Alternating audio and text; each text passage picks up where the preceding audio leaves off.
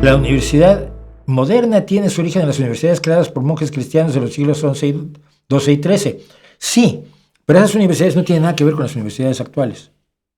Porque en esas universidades no se enseñaba lo que no existía, que era la ciencia. A partir del siglo XVI las universidades se empiezan a modificar para dedicarse al conocimiento y ya no a la religión. Eran universidades únicas y exclusivamente religiosas, donde aprendías teología, retórica, latín, griego, derecho canónico. Ve lo que se estudiaba en las universidades y no me digas que allí se estudiaba algo que fuera más allá de la teología, porque no es cierto. Es solo a partir del siglo XVI cuando esto empieza a cambiar. Y en parte, gracias a que hubo libros impresos. De eso vamos a hablar uno de los días, un miércoles próximo.